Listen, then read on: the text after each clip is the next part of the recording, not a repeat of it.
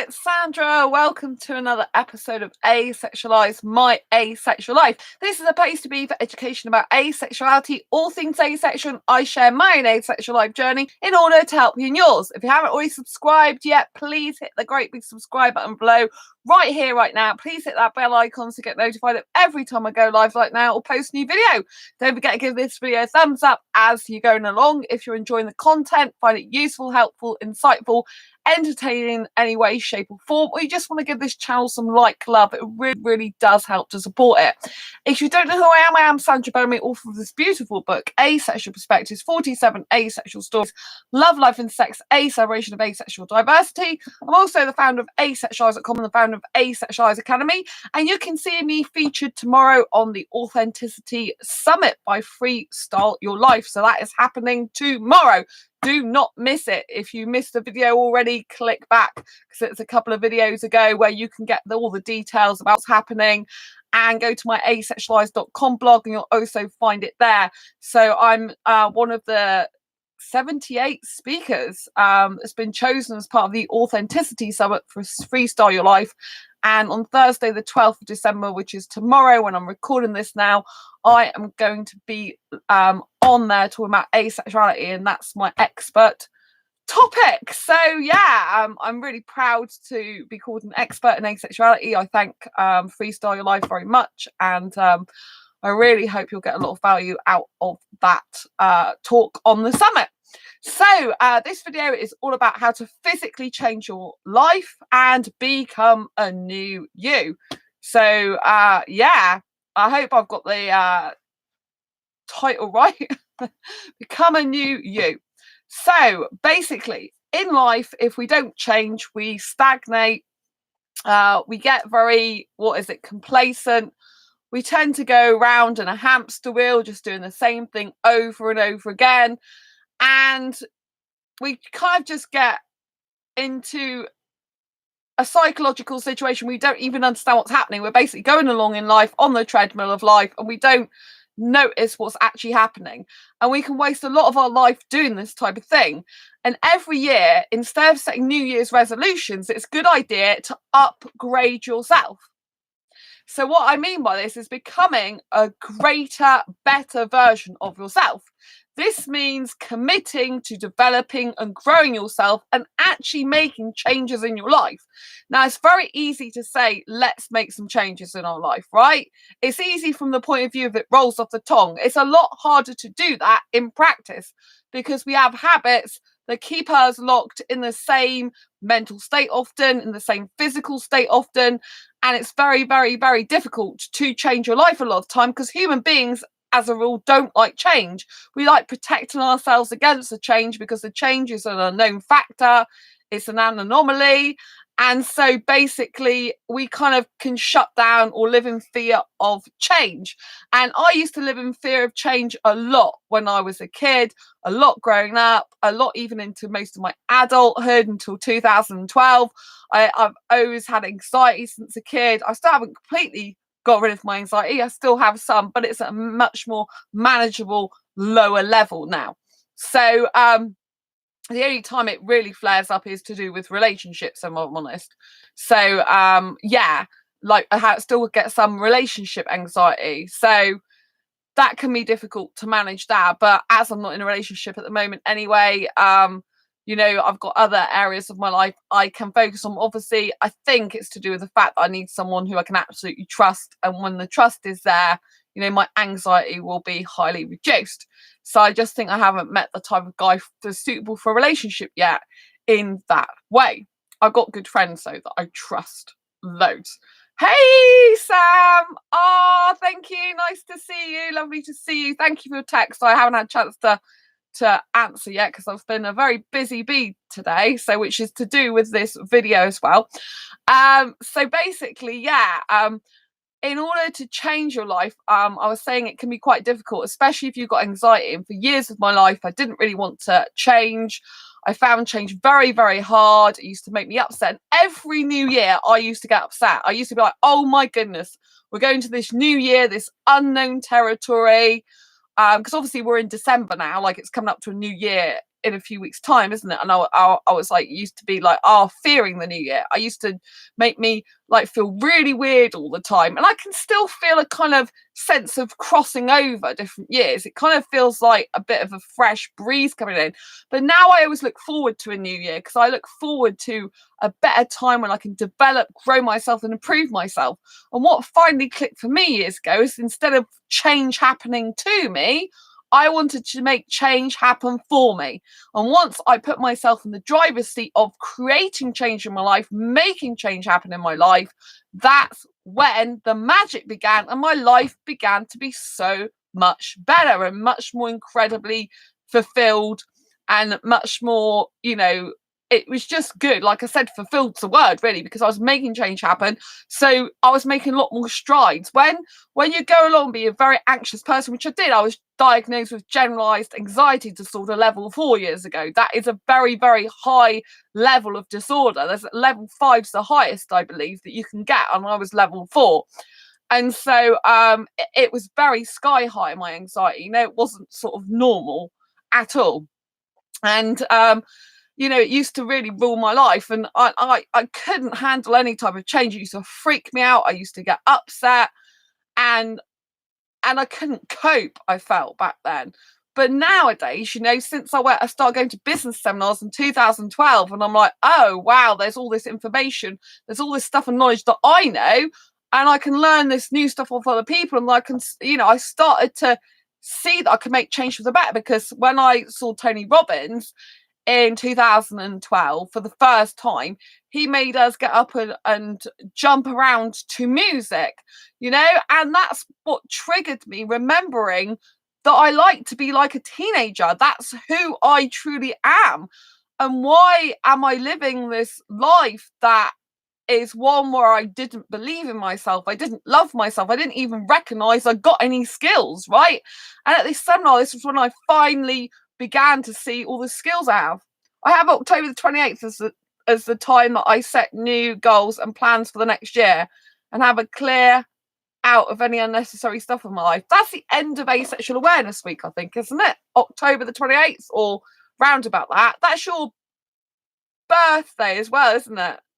October 28th is your birthday. Yes, happy birthday to you. So that's really, really good. That's really, really good. I'm glad to hear that.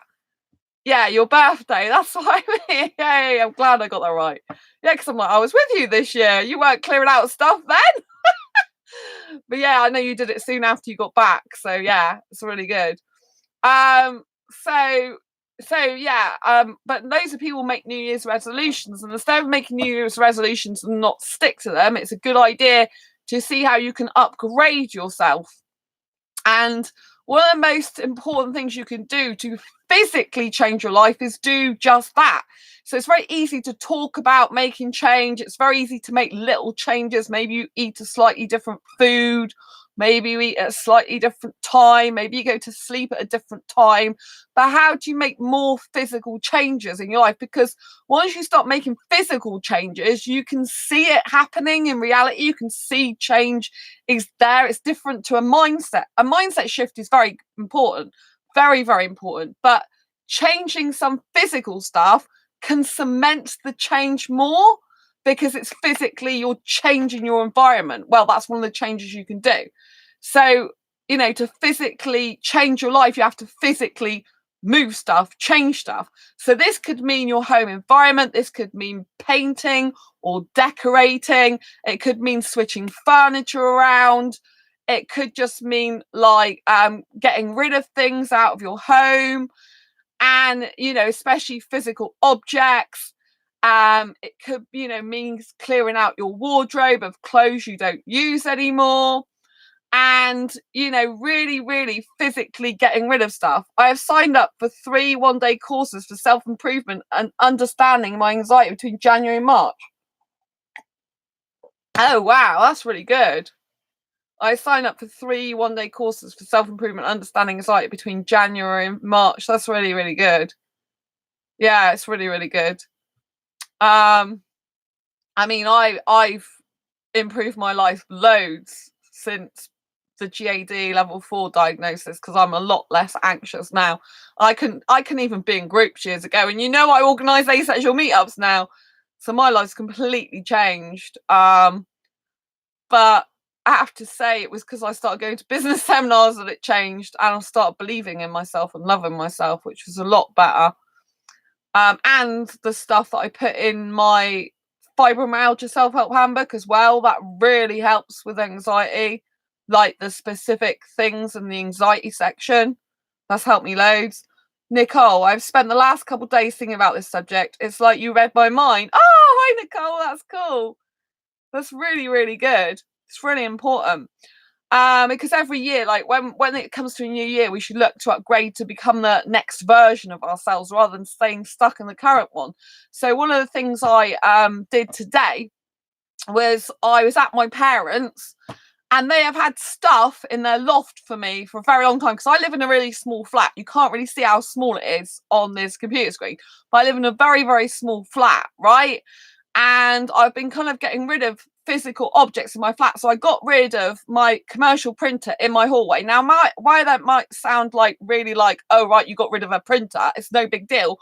I started understanding in myself this year that I'm emotionally attached to objects, right?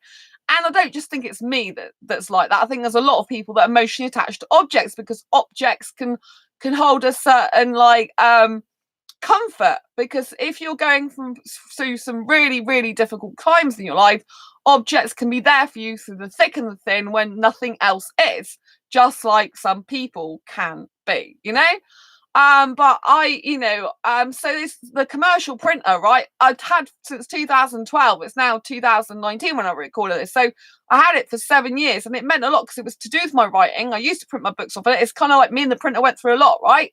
But I finally sold that printer this year, and that was taking up a huge amount of space in my hallway. So just by getting rid of that physical object, I got a smaller printer for my needs in the new life I have, where I still need lots of copies printing, but I don't need the massive commercial printer anymore because I'm using Amazon to print my books. I'm not printing those from home.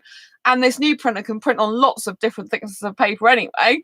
So I made that change in my life. There's a physical object in my hallway that's no longer there anymore, and I've got this new printer now. So it's really, really important. I had some old denim, I had some denim skirts, that I no longer use. So I got rid of them, And so it's things like this. And when I was in my parents', at my parents' today, I have had stuff in their loft for absolutely years, right? A long time, because I used to, it's kind of a long story, but I left my parents' home at the age of 19 years in birth certificate age, and I moved in with a guy at the time, and I couldn't take much stuff with me because I was literally living in bedsit.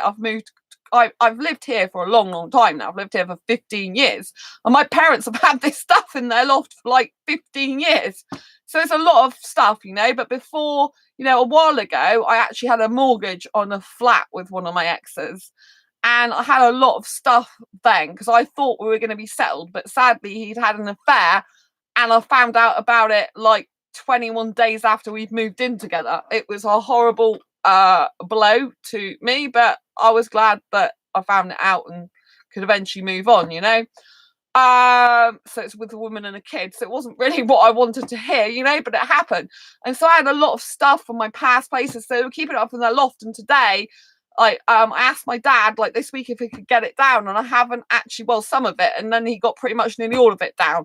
So pretty much most of my childhood is now in my flat, and now I have to physically get rid of some of those objects again, and I was physically sorting through some stuff. So the way you change your life is by physically getting rid of things, and and like I said, redecorating, changing your home furniture around where it is, getting rid of clothes you don't use anymore, getting rid of objects you don't need. And even if you feel detached from them, it's good to get rid of some of those things you're attached to. Very good, as many as possible, unless you still use them, of course. But if you're just having them, like my commercial printer didn't work anymore, right? There's no point in me keeping it for sentimental value, And sometimes sentimental value isn't always a good thing, because it's like you're always harboring onto the past. You're never letting anything go.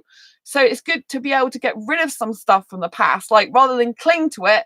become detached so that you can actually learn the skill of detachment and you can make way for a new life. Like, I know if I ever do move from here, which I don't want to because I love it here, but say I do in the future, I'm not going to want to take all the stuff I've got now in this flat with me to a new place, right? There's a certain amount of stuff that I don't actually use, that I don't need anymore, and to shift all that would be ridiculous. And some of it's from my past and got my past memories, that aren't so good. So I need to get rid of those things. If I want to make way for a new future me and upgrade myself, I need to upgrade my thoughts and my feelings and my energies. So when you keep having tons and tons of stuff from the past, especially when things were upsetting and you used those objects as a way of comforting yourself all the time, yes, it could be good because you use them as comforting, but also it could be bad because you are using them when you are upset. Do you know what I mean? So you've got to decide what to do, what to get rid of. You could get rid of the whole lot. You could get rid of part of it. Do you know what I mean?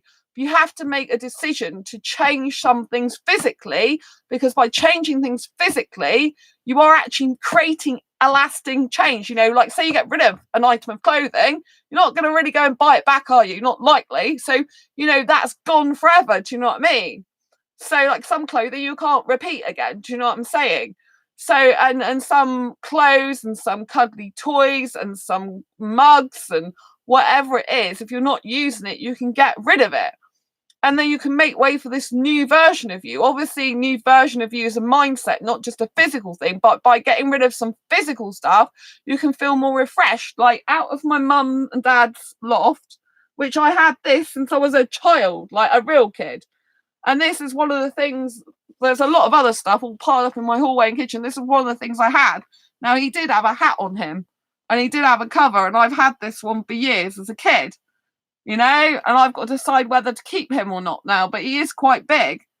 But I think my parents gave him to me, or a friend of my parents gave them to me. So yeah, there actually is literally an elephant in the room and it's quite big.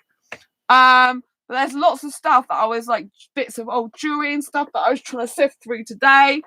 And so like some of it's got to go. I can't keep all that stuff. My flat's just going to be like too full.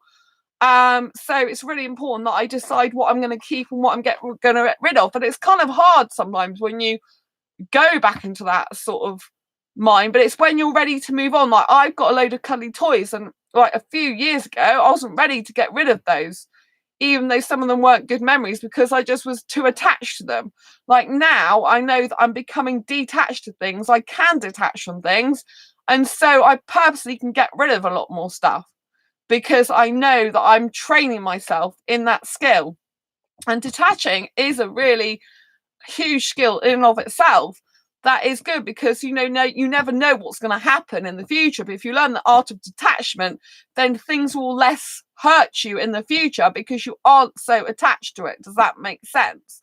So the more that you learn to detach from things and objects, the more that you can be flexible in the change in the future that's going to come in your life.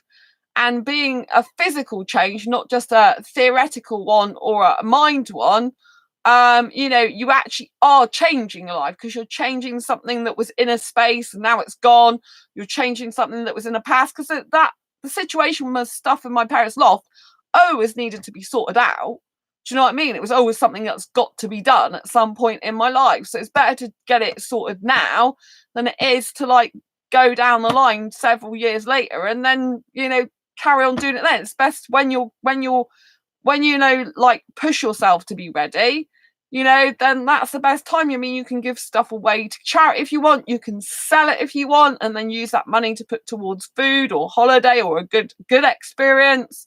You can do whatever you like with it, but it's good for your mental state if you can actually get rid of some physical things in your home that you don't need anymore. Obviously, if you've got to the stage where you've pretty much got rid of everything, you've hardly got anything left and used everything, then I don't mean to say, do that. Then you need to work on the other areas of your life and detaching. Do you know what I mean? Because you don't want to end up with bare cupboards and nothing to eat off of. Do you know what I mean?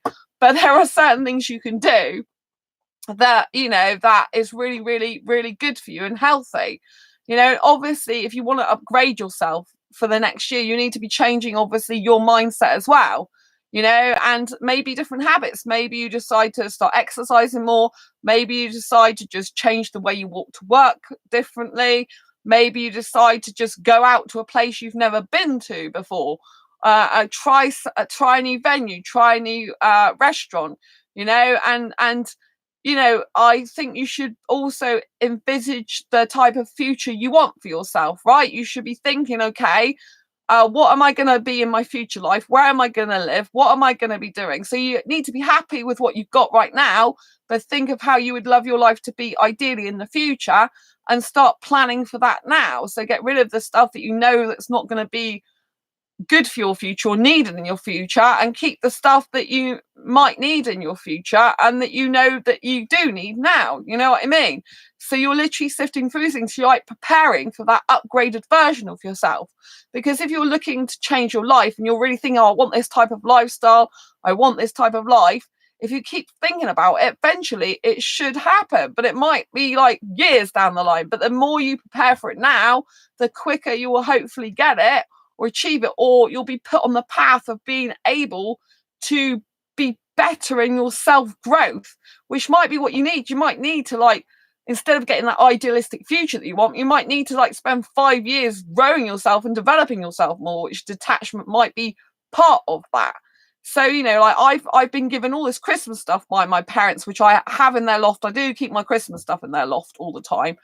And because I got nowhere to put it in mine, I do actually have a loft in my kitchen which has got some old stuff that I don't use, so I probably will sort that out, but some of it's so heavy to get out. I've got an exercise bike up there that was bought years ago.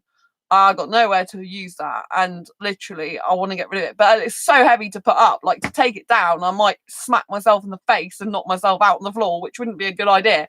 So sometimes I don't even know how I got half this stuff up there, but I managed to. But taking it down is a bit more weird. So sometimes you have to be a bit sensible. Don't put yourself in harm's way if you're gonna do something in your life that's going to create a partly damage. You don't want to be damaged to your future self. Do you know what I mean? So you've got to be sensible about these things. I might have to get someone to help me with that type of thing, at a later date. But and sometimes, if you do suffer with anxiety, it's good to do things like in stages, right? So if you feel you're going to freak out by changing all this stuff, it's just going to be too much for you. One is, I think it's very good in some way to just not think about it and to just go and do it, whether that's giving it away or selling it, right? Whichever makes you feel better. If you feel like selling it's better because you're helping someone else, and you're getting money as well, like you feel like you're getting something back, and sell it.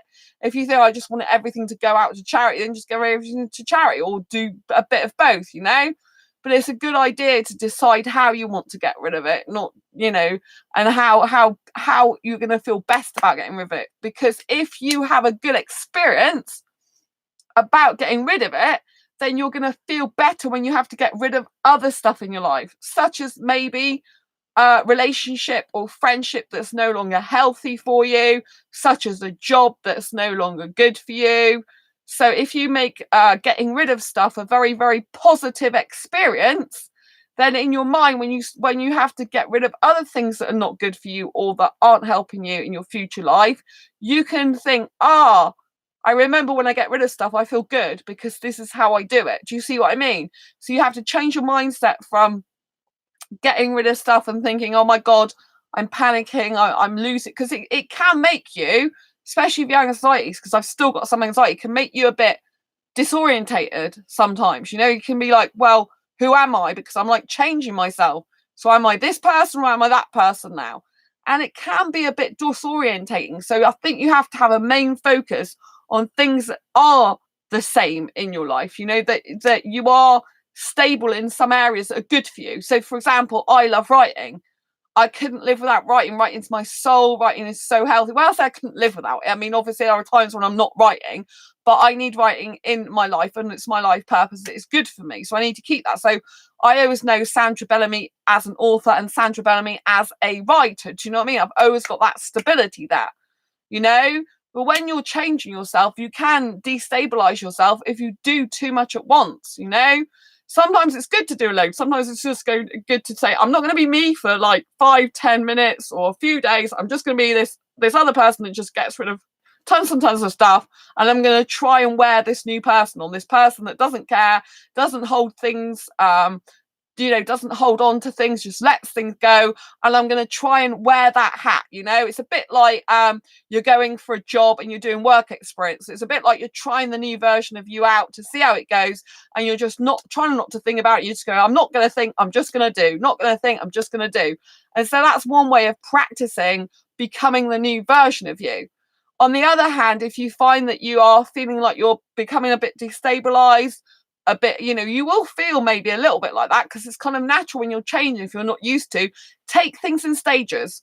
Get rid of some things that you think, I haven't used those for 10-15 years, I'm not going to be using them again, and work on the things that are like really obviously you're not going to use, you don't need them.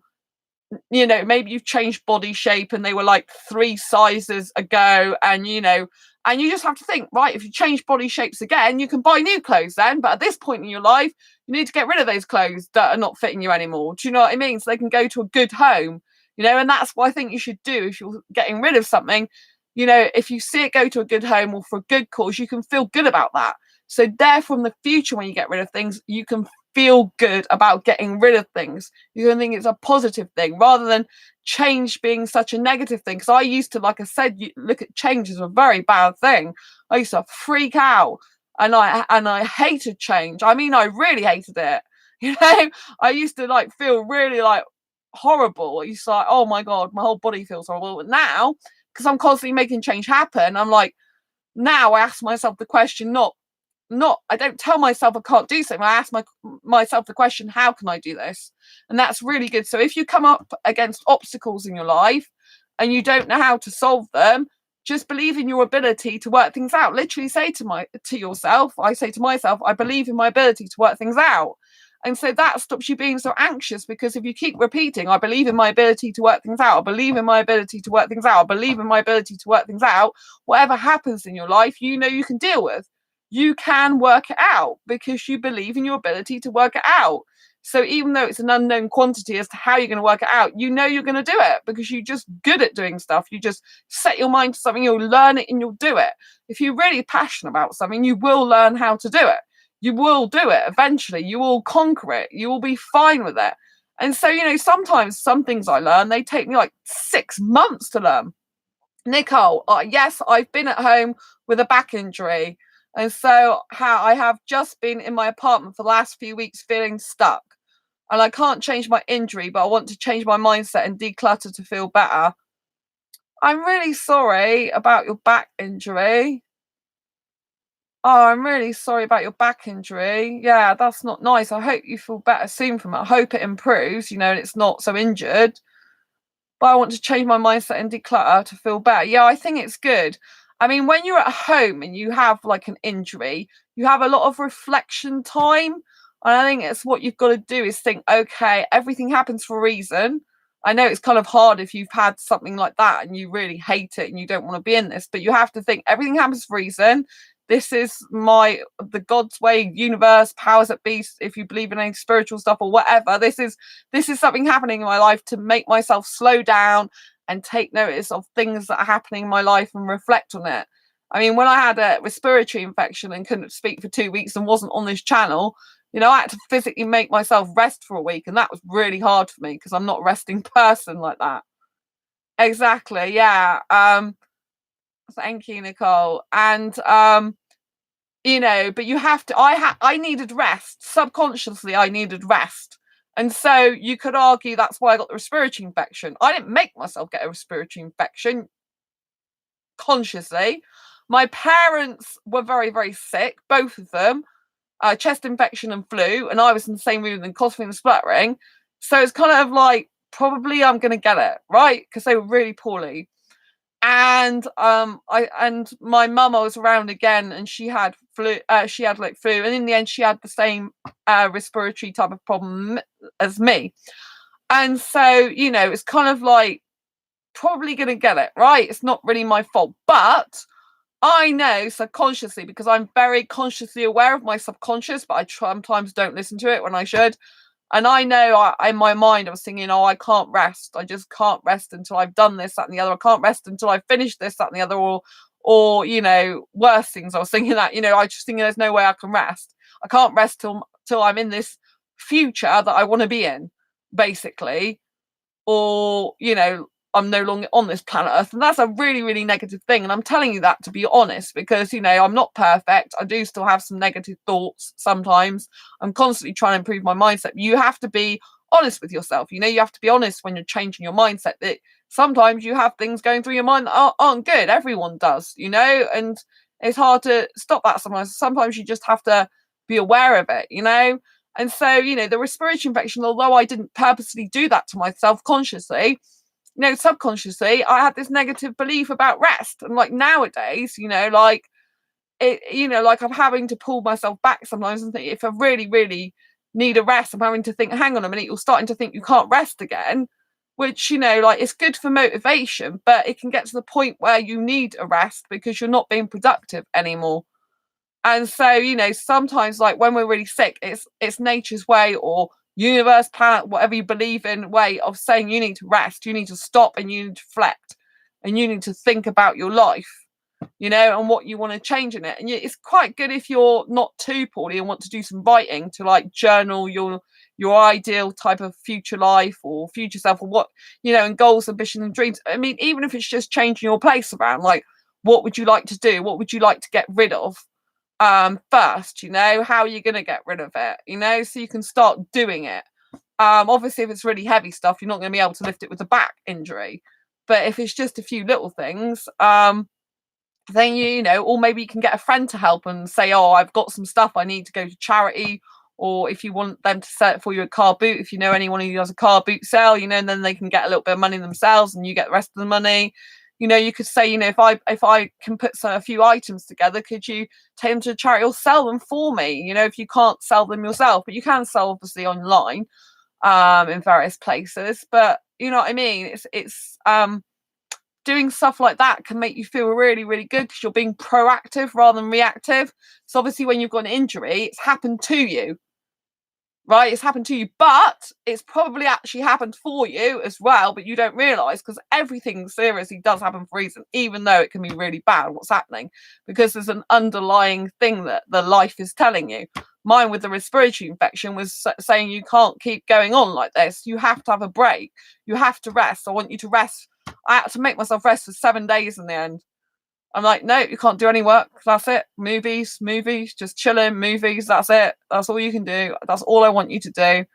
And I do find that when I do have some rest time, like doing something different, I do usually up my productivity levels. Or when I'm seeing friends, even when I'm doing something that takes me away from work a bit, I up my productivity levels, like in the morning, in the evening, or the next day, like because I saw my parents today. I did a bit of work this morning, done some work this evening, and I find to sometimes get a lot more done when I've actually taken a break from it.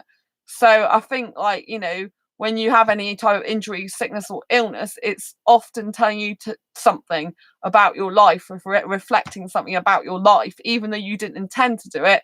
It's like what's happened for a reason to help you come to the conclusion you do. I mean, like when I had the respiratory infection, I was really thinking, like, what am I going to be doing with my life? But obviously with that resting, I had to rest my brain as well, because sometimes you do have to rest your brain. Like my brain is going non-stop 24/7, 365 days a year sometimes, and there's not much that chills it out sometimes. So watching movies actually does calm my brain down, but at the same time empowers me. If I watch superhero movies, it kind of calms my brain down from thinking about everything else, but it really, really motivates me to think about the things I want to do, like in my career, and how strong I need to be to see the next year through, and it gives me strength. So it kind of like, I use superhero movies as a very motivational tool for empowerment, and it actually declutters a lot of the noise in my life. It's really weird. You wouldn't think films could do that, but then I'm kind of weird and different anyway. So in terms of mindset, you, like I said, you have to believe in your ability to work things out. So it's such a important affirmation I learned. So affirmation is something you say to confirm in your mind of what you want to be true. And you should be constantly affirming things to yourself. So you should be saying to yourself, I believe in my ability to work things out. And you should be saying this quote on a daily basis. The thing with people who look at affirmations, they look at them and then they forget about them. And then they don't repeat them. You should be repeating some affirmations to yourself every day. If you want to be wealthy, you can be saying, I'm wealthy. If you want to be healthy, I'm healthy. Do you know what I mean? And then not just say that, but how, if you were healthy, like what would that feel like? How would you act? How would you behave? If you were wealthy, what would you be doing to get wealthy? How would that come about? Do you know what I mean? So it leads on to all the other sorts of questions. But, by repeating certain things to yourself over and over again, you can set in your subconscious mind, and then you can take action to strive to achieve that. And, if you really want to make change, start with the physical is a really big leap, because you are actually making some changes in your life. You're not just saying it. By removing physical objects and changing them, you actually are making a change. It's a physical thing that can be felt, whether that's in a space or a room. It's a physical thing, so you know that it's happened, and there's some change taking place. But obviously the most important thing is your mind, because you can make as much change as you want physically, which should help your mind anyway. But if your mind doesn't change, then you could still be in the same position. Do you know what I mean? So it's best to really work out, what different areas of your life you're happy with and how you need to improve. So different areas like relationships, family, if you've got kids, job, career, goals, ambitions and dreams, because your goals, ambitions and dreams might be very different to your actual career.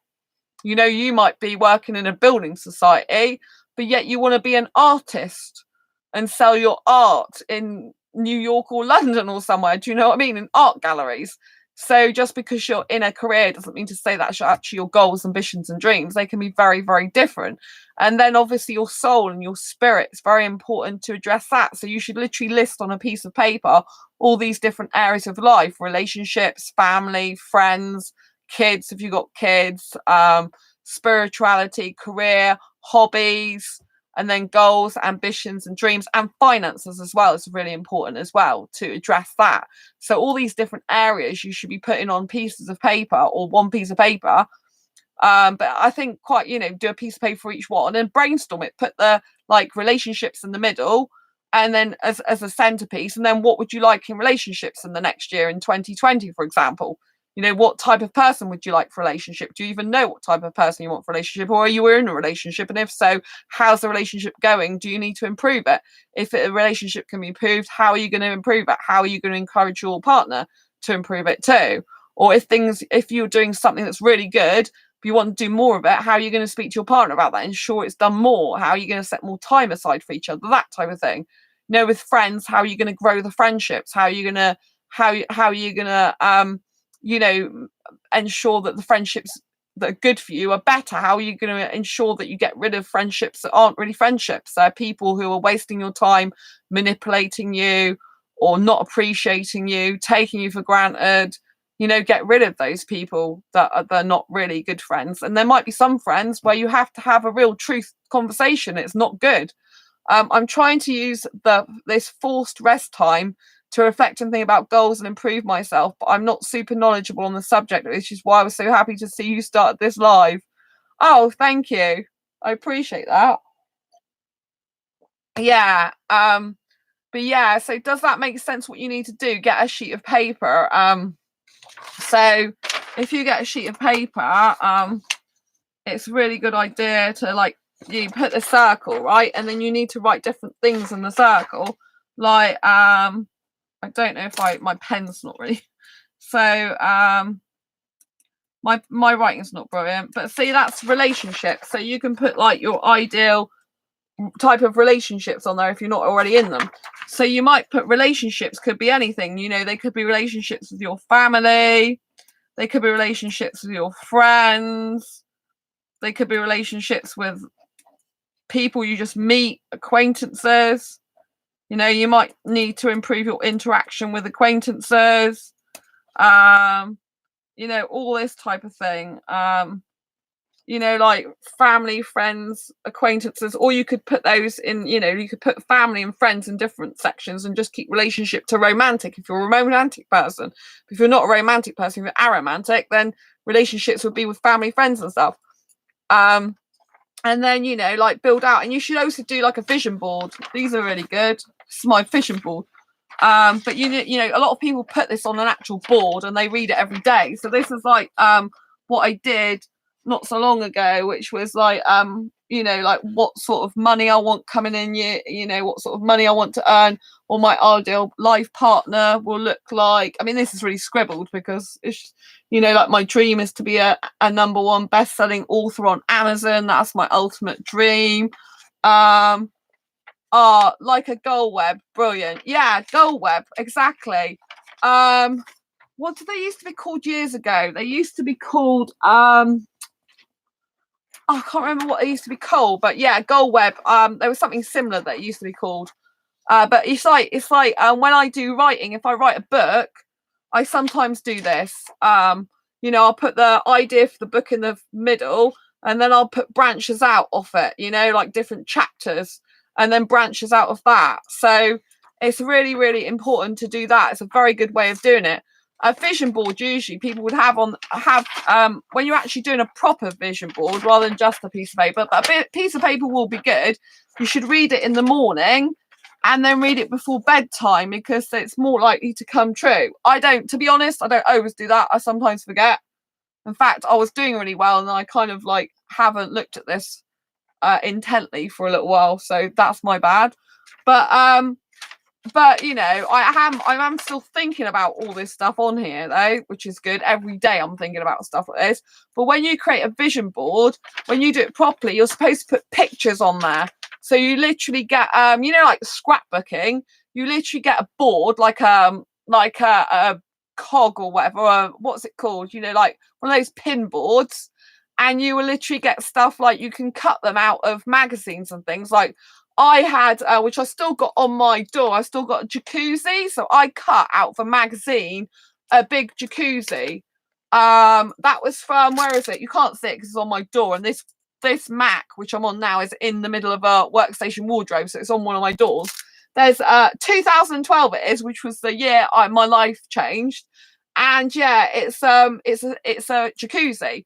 Because in the future, and I have got a piece of paper as well with the jacuzzi on, the future, if I do get my own house, which I would love to do, I mean, I love it here. So either the plan will be to stay here and buy somewhere else in the future and then rent that out and be like a landlady and stay here and use that money to pay for here, or eventually I will move into a new place of my own and then obviously leave. But I love it so much here that I don't know if I want to, you know, I might want to stay here for as long as possible. But obviously I don't own this.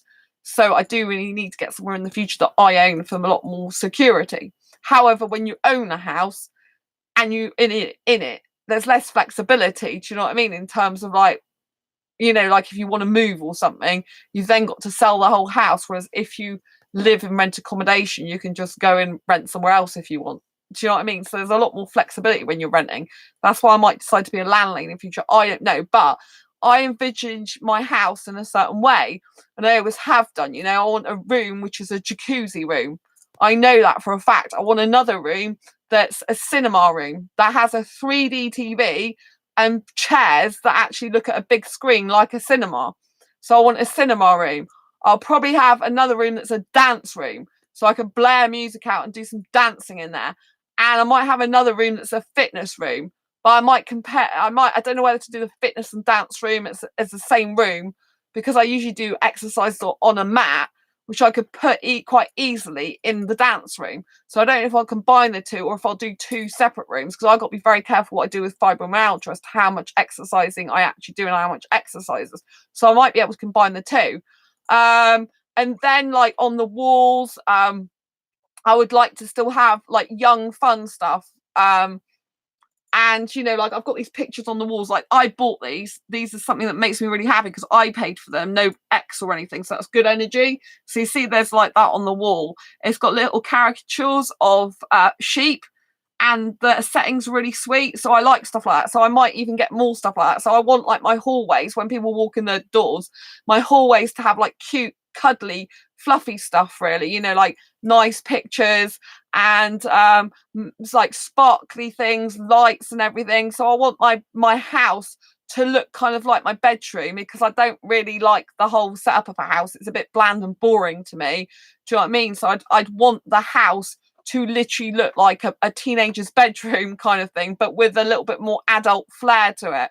So it's kind of a combination. I might have some rooms that are a bit more adult, like the jacuzzi room might have a bit more like, you know, like some pictures on the wall might be a bit different. It might have some plants there. It'll be a jacuzzi that'll probably have a stereo system in it as well. So if I want to play music in the jacuzzi, I can. You know, so I got it all worked out, you see. It's important to do this, you see. It's important that you really get crystal clear on what you want in the future, right? Crystal clear, you know. And, you know, if I eventually decide I want to definitely move from here, then probably that part of my life will take off even quicker, right? It's probably because I'm kind of undecided whether I want to actually be on my own in a house or where I want to stay here, because I love staying here, because I love the place.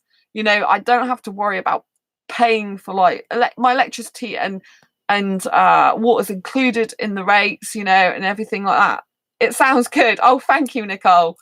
So yeah, so, you know, this is my vision. So where specifically when I'm sick, you know, that's actually my reflection time. So sometimes in life, you know, we're given sickness to make us stop and reflect on our life. Sickness isn't always a bad thing. It's bad in the sense you're sick and you feel like ruh, but it actually does you some good sometimes, because it's the magical universe's way of saying you need to stop and take note of what's happening in your life. And the only way I can get you to stop is physically stopping you and making you unable to do things for a while, and physically stopping you because you won't listen.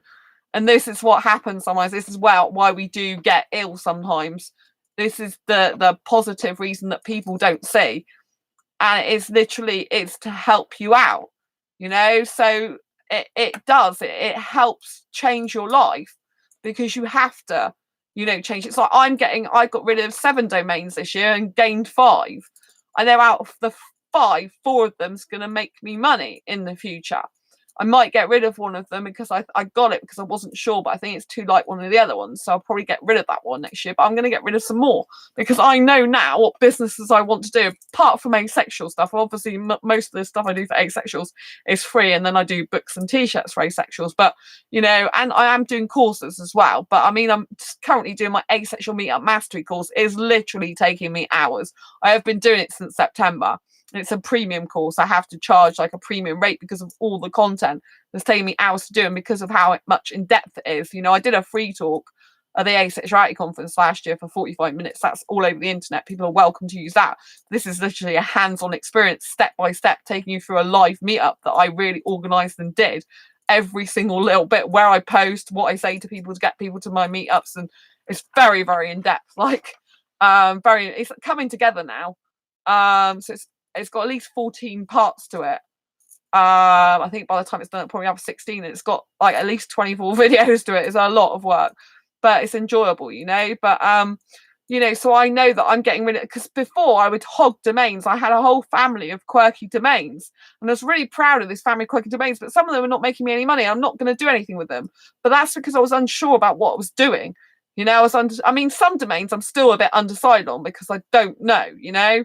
But the ones I am, you know, the more I'm getting rid of them, the more it's easier to concentrate on the other stuff that's gonna make me money and be good brands and help people in different ways. So, you know, use your sick time as a time for actually improving yourself, a time for getting better in other areas of your life, you know. And yeah, do this like, you know, do this where you literally brainstorm. It's called brainstorm. That's what it was called. That's how I knew it as. It's like a brainstorm. So you put it in the middle and you put this, but you need to be, you know, like, make sure you've got all these different areas of your life, like spirituality, relationships, family. You know, you could put relationships, you could obviously put family, friends, acquaintances, you could put all those different types of things under relationships, or you could keep relationships completely separate if you're a romantic person. So it just means as in a relationship, like the love of your life, the person that you want to be with if you're monogamous one person. Obviously, if you're not into having a romantic relationship, all your friends are equally important to you. You don't, value a relationship any you don't value a relationship in and of itself, should I say. I wouldn't say like more important or less important, but so it depends how you view the word relationships. So whatever that means for you, you could either separate a relationship as in a romantic one if you're romantic, and then the other one's family, friends, and that. Go through careers, hobbies, interests, goals, ambitions, and dreams. Finances are really important as well. How you need to while you're ill, you could like literally write all your outgoings and your incomings, what they are each month. And so you can work out, are you saving any money? Are you putting 10% of your money aside for savings, for example? How much you actually put aside for savings? Because you should always be, for example, like if you're working, you should always be taking a proportion of your wage every week or every month and literally doing a direct debit straight into a savings account so you don't touch that money. So that's what helps keep you alive later on if you'll come in hard times. If you can't work, like obviously you've got your back injury at the moment, so obviously you're not going to be working. But once you get back into work, you can be making sure that you've got a percentage of your income every single week or month that is literally going to savings, so that you're always going to be building up a big stock of savings, hopefully in the future. Obviously, you need to have like two savings accounts, one where you save for things like going on holiday, going this is like called savings and spending. So you're like, you might be going on holiday or you're saving up for, I don't know, to go on a day trip, or you've got a item of clothing you really want to buy, or a CD or whatever.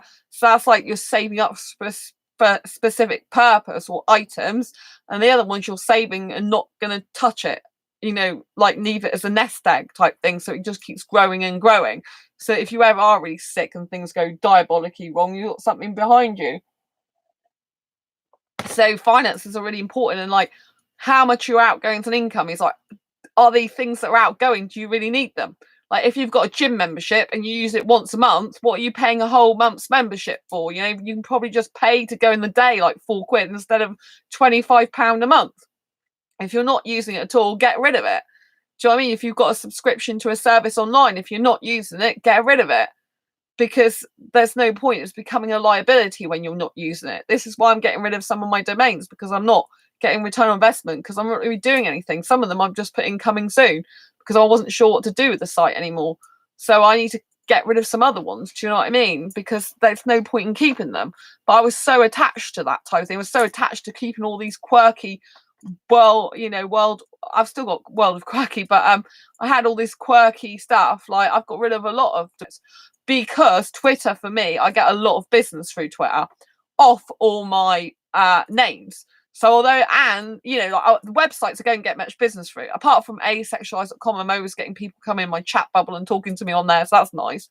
But in terms of like other like business stuff, I'm I don't really get people through my website. I usually get people through Twitter and Facebook.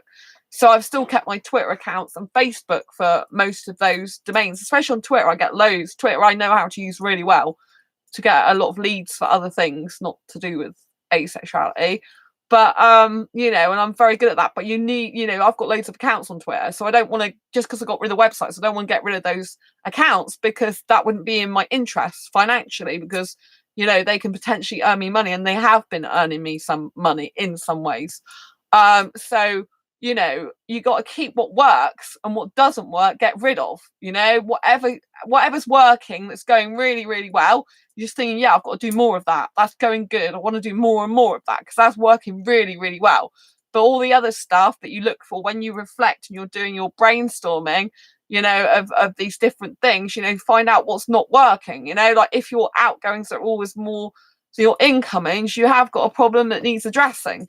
Might not always be easy to address if you're unemployed and things like that. It's kind of hard, but how are you going to try and make up that difference? What's your plan? What are you going to do? Where can you cut another corner? Where can you actually like reduce other things in your life, your outgoings, if that makes sense? So there's so much you can do. So all this time that that you've got a back injury, you can be using your brain more to decide all these different things. And this is very good going through from 2019 to 2020. If you're getting all this written down now before the new year 2020, then you'll hit the ground running in 2020. Do you know what I mean? But obviously you have to look at it and reflect on it and keep remembering it and thinking about it and doing it and trying it. You might find that you put some goals in place and they don't turn out like you expected them to or don't work, but then at least you've tried and you know what doesn't work. So you've eliminated that thing that doesn't work. One of the things that stops people, making change in their life is the fact they fear that what if it goes wrong? But if things go wrong, then you actually have a learning lesson. It's a lesson you can learn from.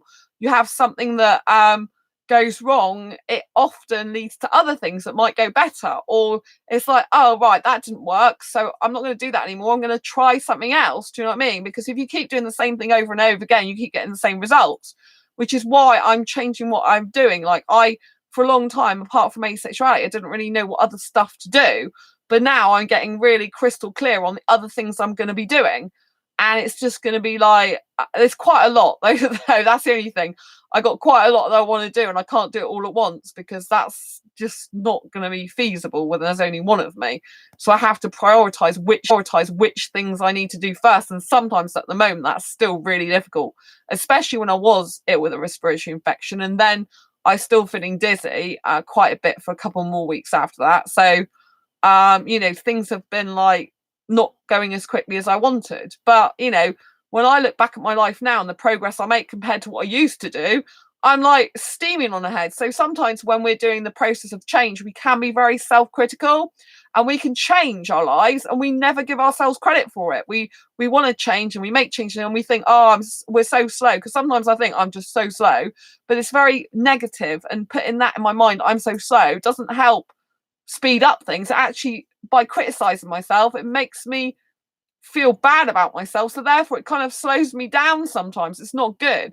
It's better to think, right, maybe this is taking longer than I expected it to, but everything happens for a reason, and so there's a reason why I'm going at this pace and speed, and it's all helping me. And actually I'm probably going a lot faster than I've ever gone before. Like when I'm doing video editing, like the other day I edited a piece of video footage that was under 6 minutes long. I did like 32 edits on a 6-minute video. I mean, it took me years ago, it took me 6 months to even learn how to use iMovie. 6 months, one-to-one tuition over 6 months. I mean, it wasn't, like, I think it was like once a week or a couple of times a month or something. So it wasn't every single day or anything. It wasn't like I had, it wasn't for 6 months every single week, or especially not every day. I think I went like some weeks, particularly towards the end, I think I was going like every week for the last, like, I don't know, 6 weeks or something. But a lot of that time before that, I was only going like once or twice a month, I think. And so, but overall it was 6 months, and I wasn't understanding it till like the very, very end. It just clicked. And that's sometimes how my brain works. It takes me age to get, but once I've understood it, that's it. Now, like I said, I just edit so much footage, and it's a huge skill to be able to do that, and especially like 32 edits in a 6-minute video in like, an evening doing that. It's a lot, for when you think of the editing, you're like, it's so daunting. Like even now though, when I open it up, I do procrastinate because it's like I've got so much to do, and that's a negative thing. Like saying I've got so much to do actually stops myself from doing it. And so that's a procrastination habit that I need to change. But again, whilst we're reflecting on ourselves, we can't be overly critical of ourselves, because we have to look at our journey from where we've come till now, what we've already changed, because you have to praise yourself. If you are constantly criticizing yourself, then you're like, you're kind of like the teacher telling yourself off all the time. And how do you feel as a student if the teacher's telling you off all the time? You think, oh, I'm not going to do any more work. I've had it with you. All you do is criticize me. I'm absolutely fed up with it. I'm just going to take a walk. I'm just going to go out. I'm just going to do something else because you just don't care. All this work I put in, you don't care. This is like to yourself. Do you know what I mean? So, you can be your own worst enemy sometimes. That's what I'm saying. So I'm very aware that I have a very self-critical aspect to my personality. And sometimes I have to pull myself up on it and say, Sandra, hang on a minute. You can even use iMovie for 6 months before. Look at everything you've done. Look at all the videos you've done, like over 24 videos. It's like, OMG. Do you know what I mean? Like, who'd have thought I'd be able to do such a course like years ago? It would have just been like impossible. I didn't even know what the differences were in the dashboard. I didn't understand what these videos were up here and what these videos were here. It was just mind-boggling. I couldn't understand it. But that's how my brain works. It's slower than some other people's, you know, but I can't compare myself directly to other people because it's just how my brain works. But I know that when I understand it, I thoroughly understand something usually, or to the best of my ability, understand it a lot more in depth than maybe some other people might. And so I get really proud of myself then. So I think you have to like really be your own best coach to yourself in life, and you know, motivate yourself to do the best job you can and try to stop criticizing yourself. I really have to try and calm down a bit on the criticism of myself because sometimes it's just too much. And I don't even realize I'm doing it. And then sometimes I do because I'm become conscious of my unconscious. And I'm like, well, you've just told yourself off again. But then you kind of tell yourself off that you're telling yourself off, and it can become a vicious cycle. So you just have to say, stop. Doing a great job. Wonderful. Everything's wonderful. Calm. Calm. And then it's better. We calm down. See? So that's what you have to do sometimes with yourself. You just have to say, calm. Everything's fine. Everything's going to be okay. It's all wonderful. Life is great. And in that moment, you feel amazing. You know, and that's sometimes what you have to do as well. You just have to stop.